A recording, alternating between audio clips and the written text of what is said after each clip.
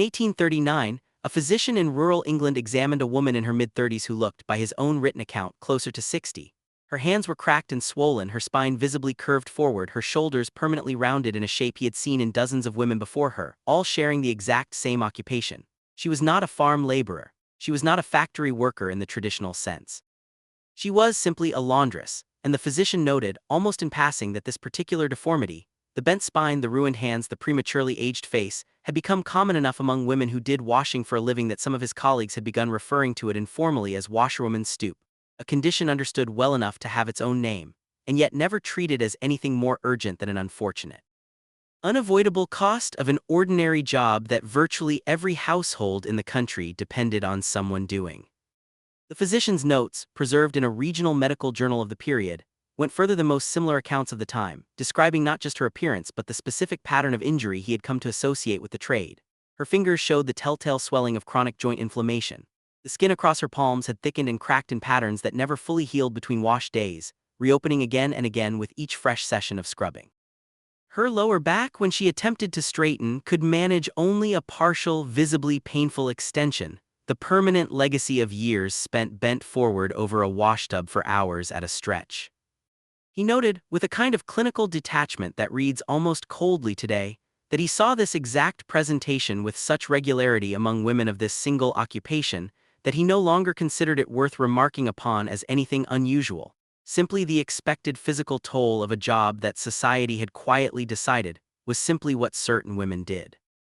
We tend to think of laundry today as a minor inconvenience, a chore squeezed between other tasks, solved in an hour by a machine that does the actual work while we do something else entirely. For nearly the entirety of human history, this framing would have been almost incomprehensible. Washing clothing and household linens was not a minor task. It was one of the most physically brutal, time-consuming, and genuinely dangerous forms of labor an ordinary household regularly required, consuming entire days at a time, wearing down bodies over years of repetition, and shaping the rhythm of domestic life so completely that wash day became, in many cultures, an entire ritualized event built around the sheer scale of what needed to be done. If stories like this pull you in, hit subscribe now, because we are about to walk through one of the most physically demanding, least appreciated forms of labor in human history, one that fell almost entirely on women and quietly shaped the structure of daily life for centuries. Before we can understand just how difficult laundry once was, it helps to understand what the task actually involved, step by exhausting step, because almost none of it resembles the simple act of loading a machine that we take for granted today. The process began long before a single garment was actually washed, with water itself, which in most households had to be hauled by hand, often from a well, a pump, or a nearby stream, in heavy buckets carried repeatedly back to the home. A single load of laundry for an average family could require dozens of gallons of water, and every single gallon had to be carried by hand, often multiple times over the course of a single wash day. A task so physically demanding on its own that some historians estimate water carrying alone consumed hours of labor before the actual washing had even begun. Consider the arithmetic involved for a household of even modest size. A single bucket filled to carryable weight might hold 2 or 3 gallons, meaning a large family's wash day, requiring anywhere from 30 to 50 gallons of water for washing, rinsing, and boiling combined, could demand 15 to 20 separate trips back and forth to a water source, each one carrying a genuinely significant physical load over whatever distance separated the home from the nearest well, pump, or stream. In communities where water sources were not conveniently close, this single preliminary task, before any actual washing had even begun, could consume the better part of an entire morning by itself, performed in addition to, not instead of, every other domestic responsibility a woman was expected to manage that same day. Once enough water had been hauled, it needed to be heated, which meant building and maintaining a fire large enough to bring multiple enormous pots or cauldrons to a boil, another task requiring fuel that had to be gathered, chopped, and tended continuously throughout the day. Clothing and linens were then submerged in this hot water, along with whatever cleaning agent the household could afford or produce, and the actual scrubbing began, performed by hand against a washboard or simply between two clenched fists, working soap or lye into every stain, every collar, every cuff through repeated, forceful motion that had to be sustained for hours at a time. The cleaning agents themselves deserve their own attention, because for most of history they were nothing like the gentle, carefully formulated detergents available today. Lye soap, made at home by combining rendered animal fat with lye extracted from wood ash, was harsh, caustic, and genuinely damaging to skin with prolonged contact, which was precisely the contact that hours of hand washing guaranteed. Women who spent entire wash days with their hands submerged in this mixture regularly developed cracked, bleeding skin, chemical burns, and chronic dermatitis, conditions considered simply an unavoidable occupational hazard rather than anything requiring genuine protective measures, because no genuine protective measures were readily available or affordable to most households anyway. Producing this soap in the first place was itself a lengthy, hazardous seasonal undertaking, typically performed once or twice a year in large batches meant to last the household for months at a time. Wood ash had to be collected and leached with water over an extended period to extract lye, a caustic solution strong enough to burn skin on contact, which was then combined with rendered animal fat in enormous cauldrons over an open fire, stirred continuously for hours as the mixture slowly transformed into usable soap. This entire process required careful handling of genuinely dangerous caustic chemicals using nothing more than household tools and inherited knowledge passed down from mother to daughter. With no standardized safety guidance and no protective equipment beyond whatever cloth or gloves a family happened to have on hand, meaning burns and chemical injuries during the soap-making process itself were an additional, entirely separate hazard layered on top of the laundry labor the soap was ultimately produced to support. After scrubbing came rinsing, which required yet more hauled and often reheated water, followed by wringing, the physically brutal process of twisting soaked, heavy fabric by hand to remove as much water as possible before hanging it to dry. A single wet bedsheet, heavy with water, had to be twisted with enough force to actually extract meaningful moisture, a motion repeated across dozens of individual garments and linens in a single wash day, placing enormous repetitive strain on the hands, wrists, and forearms. Historians and physicians studying occupational injury patterns among washerwomen have noted that this specific motion, repeated for years across an entire working life, produced measurable, permanent damage to joints and connective tissue, an early, largely unrecognized form of repetitive strain injury centuries before the term itself existed in medical literature. Stains that resisted ordinary scrubbing required even more aggressive intervention. Bleaching in the era before chemical bleach became widely available often meant laying wet linens out across grass in direct sunlight for hours or even days, a process called grass bleaching or bucking, which relied on a combination of sunlight and repeated wetting to gradually lighten stains and discoloration. This required access to sufficient open outdoor space, something not every household, particularly in dense urban areas, actually possessed, forcing many city dwellers to rely more heavily on harsher chemical treatments or simply to accept garments that never became fully clean by the harsher standards a rural household with a grassy yard might achieve. Starching, ironing, and folding followed washing and drying, adding still more hours of labor to an already exhausting process. Irons before the electrical era were solid pieces of cast metal, heated directly on a stove or over a fire, and had to be reheated repeatedly throughout the ironing process as they cooled, requiring the ironer to work in close, continuous proximity to intense heat for hours at a stretch, an obvious burn risk that appears with regularity in historical accounts of household injury.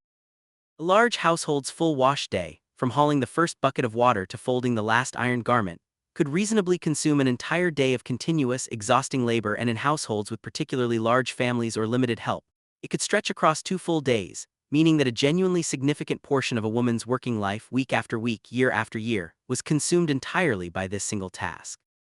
The social organization of wash day reflected just how significant an undertaking it genuinely was. In many households and communities, Monday became the traditional, almost universally recognized day for washing, a scheduling choice that historians believe developed specifically because it allowed the entire remainder of the week to be organized around the reality that Monday itself would be almost entirely consumed by laundry, leaving little time or energy for anything else. This single, seemingly small scheduling convention shaped an enormous portion of ordinary domestic life for centuries, dictating when other household tasks could realistically be scheduled, when social visits were appropriate, and even in some communities when certain meals were traditionally prepared, since a woman fully occupied with laundry from dawn until dusk had little remaining time or energy for elaborate cooking.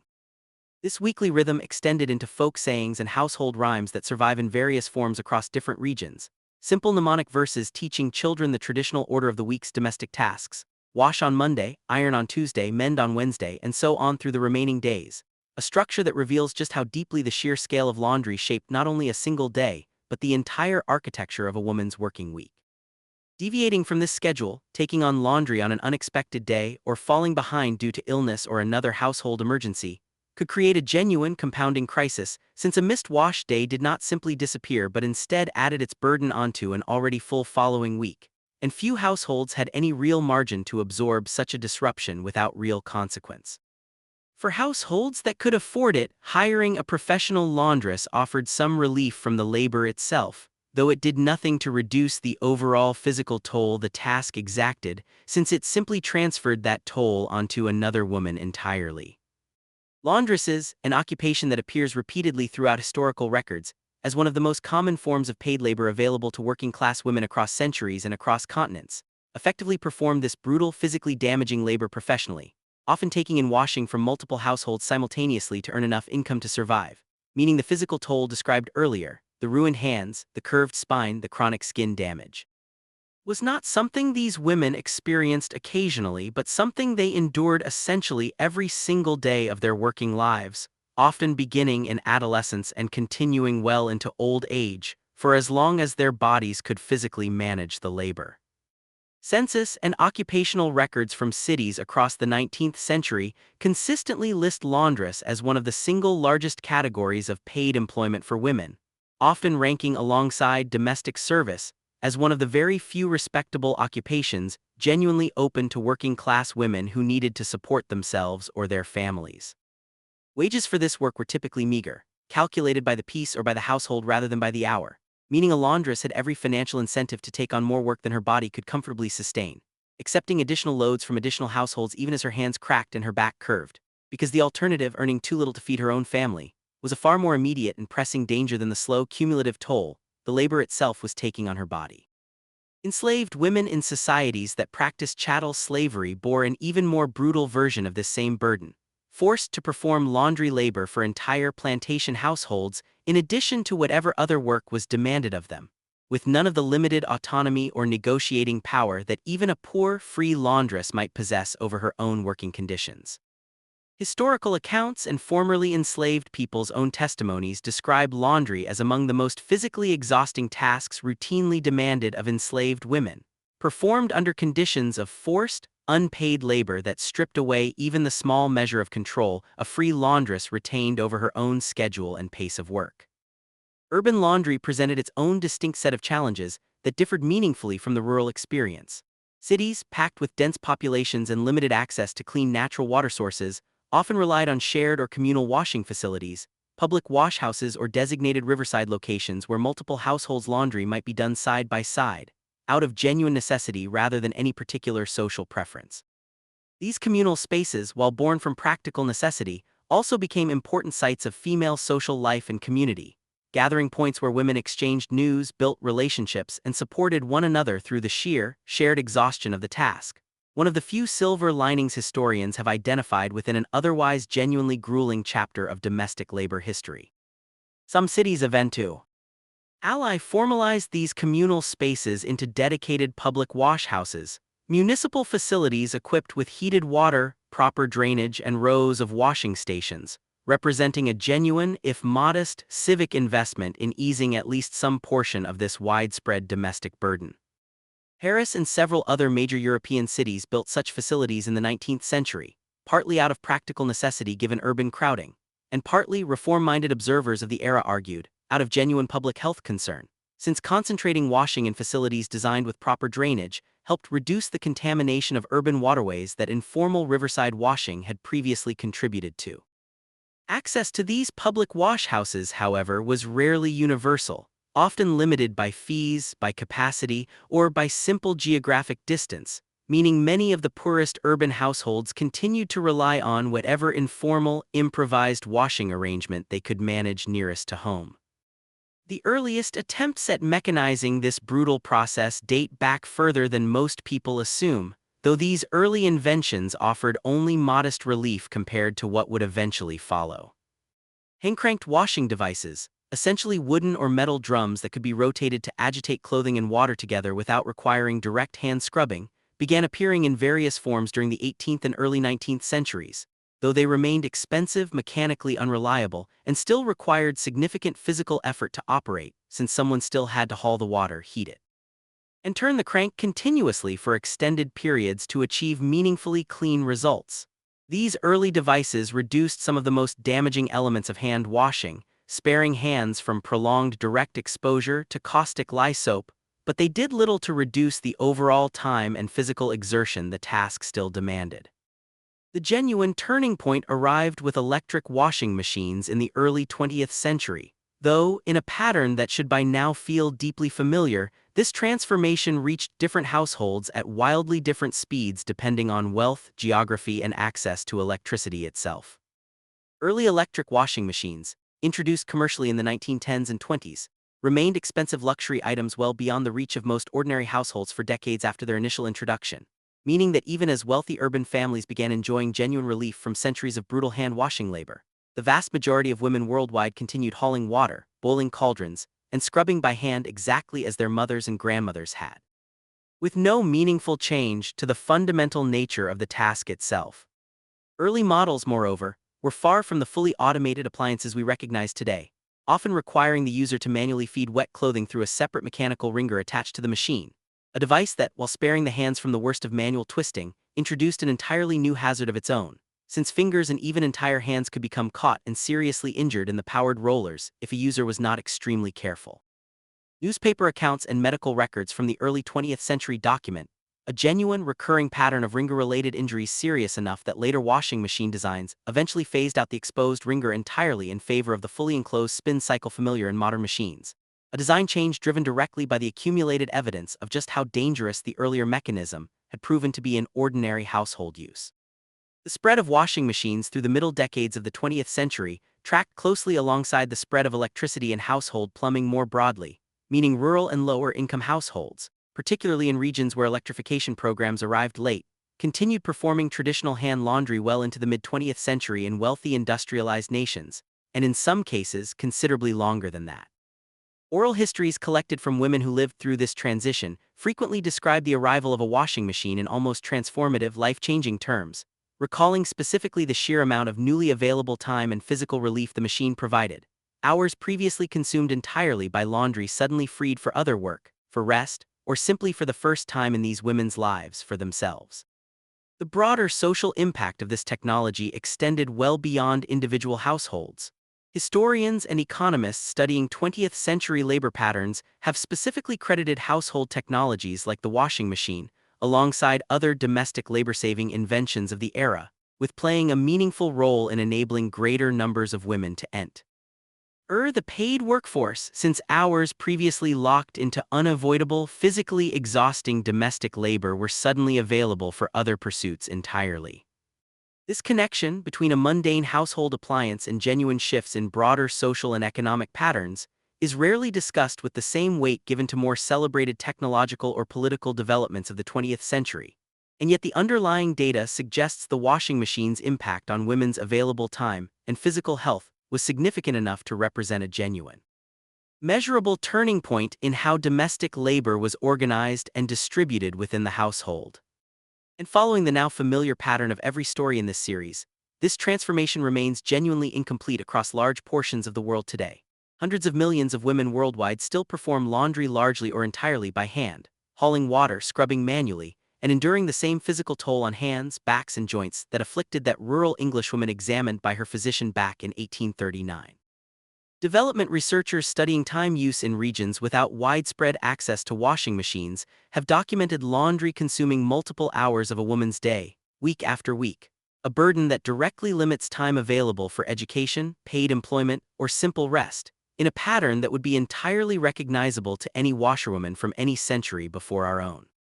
Organizations focused on global development have increasingly identified access to basic household technology, washing machines among them, as a genuine measurable factor in women's broader economic and educational opportunities in the regions still lacking it, echoing almost precisely the connection historians have drawn between washing machines and women's workforce participation in wealthier nations decades earlier.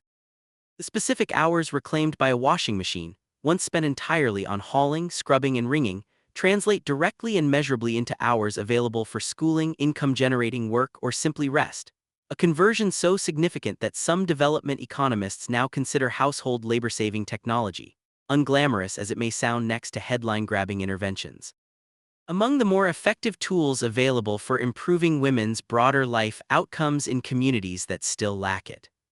That Englishwoman in 1839, prematurely aged, permanently marked by decades of scrubbing and wringing and hauling water by hand, was not living some rare or unusual hardship.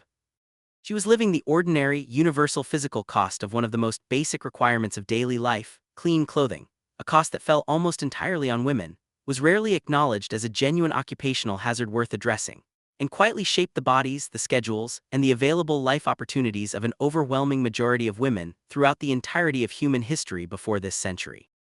The next time you toss a load of laundry into a machine, press a single button and walk away to spend that time doing anything else at all, consider what that small, unremarkable convenience actually represents. It represents the quiet, genuine liberation of an almost unimaginable amount of human time and physical suffering, concentrated overwhelmingly in the bodies of women who spent entire lifetimes bent over washboards and cauldrons, doing work so exhausting and so damaging that doctors gave it its own name, and yet so completely ordinary, so thoroughly expected of them, that almost nobody at the time ever thought to ask whether there might be a better way.